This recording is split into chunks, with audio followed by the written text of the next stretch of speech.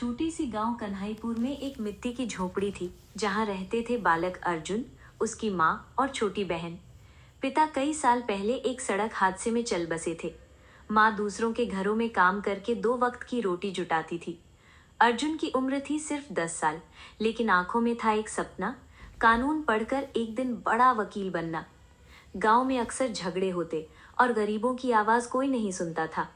एक दिन अर्जुन ने देखा कि उसका पड़ोसी बाबूलाल, जो बहुत गरीब था, बिना किसी गलती के जेल भेज दिया गया। कारण बस इतना कि वो पैसे वालों के खिलाफ बोल गया था। उसी दिन अर्जुन ने ठान लिया, माँ, मैं एक दिन इतना बड़ा वकील बनूंगा कि कोई गरीब ऐसे बेबस ना हो। अर्जुन पढ़ाई में होशियार था, लेकिन उसके पास किताबें नहीं थी। स्कूल की पुरानी किताबें और टूटी फूटी कॉपियां ही उसका खजाना थी। स्कूल से आने के बाद वो खेतों में मजदूरी करता और रात को लालटेन की रोशनी में पढ़ाई। एक दिन स्कूल में एक जिला स्तर की प्रतियोगिता हुई, निबंध लेखन। विषय था न्याय क्या है। अर्जुन ने दिल से लिखा। जब रिजल्ट आया तो सब हैरान रह गए। गांव का गरीब बच्चा जिला विजेता बना। वही प्रतियोगिता उसके जीवन की दिशा बदलने वाली थी।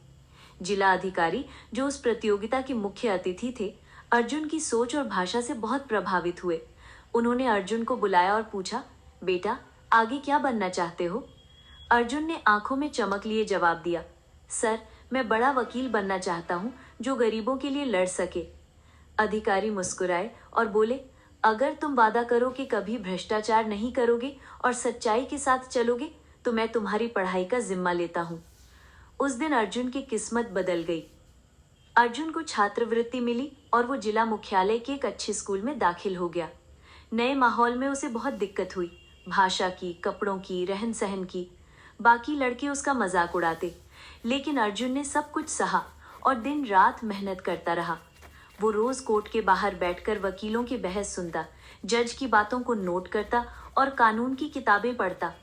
उसके कमरे की दीवारों पर बड़े वकीलों की तस्वीरें थी, राम जेठमलानी, फली नरीमन, और एक जगह लिखा था, कभी मत हारो, सच्चाई की राह सबसे कठिन पर सबसे ऊंची होती है। आखिरकार अर्जुन ने दिल्ली यूनिवर्सिटी से कानून की पढ़ाई पूरी की। वो दिन उसके जीवन का सबसे खूबसूरत दिन था, जब उसने माँ को अपनी वकील की काली कोट पहनकर दिखाया।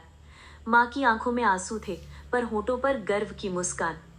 पहला केस जो अर्जुन ने लड़ा, वो एक गरीब महिला का था जिसके पति को झूठे केस में फंसाया गया था। कोई भी वकील केस नहीं लेना चाहता था, लेकिन अर्जुन ने वो केस निशुल्क लिया। उसने पूरे गांव का दौरा किया, गवाह जुटाए, कानून की धाराएं समझी और महीनों की मेहनत के बाद उस महिला को न्याय दिलाया। धीरे धीरे अर्जुन का नाम फैलने लगा। लोग उसे गरीबों का वकील कहने लगे। उसने सैकड़ों ऐसे केस लड़े जहां सच को कुचला जा रहा था। उसने कभी रिश्वत नहीं ली, कभी झूठ का साथ नहीं दिया। उसकी ईमानदारी और कड़ी मेहनत ने उसे शहर के सबसे प्रतिष्ठित अधिवक्ताओं में से एक बना दिया।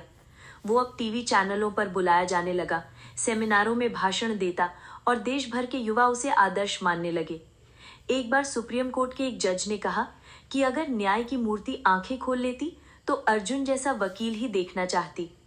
सालों बाद अर्जुन अपने गांव लौटे, जहां कभी उसकी माँ चूल्हे पर रोटियां सेकती थी और बहन मिट्टी के खिलौनों से खेलती थी।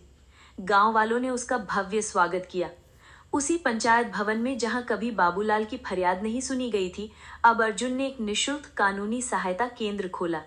उसने कहा, अब कोई बाबूलाल बेगुनाह जेल नहीं जाएगा। न्याय अब अमीरों की जागीर नहीं, गरीबों का भी अधिकार है। अर्जुन की कहानी हमें ये सिखाती है कि हालात कितने भी कठिन हो, अगर इरादा मजबूत हो और मेहनत सच्ची हो तो कोई भी सपना असंभव नहीं। एक झोपड़ी में पैदा हुआ बालक जब अदालत की ऊंची कुर्सियों तक पहुंचा तो ये साबित हो गया कि सपनों की कोई जात नहीं होती, पर मेहनत की पहचान जरूर होती है।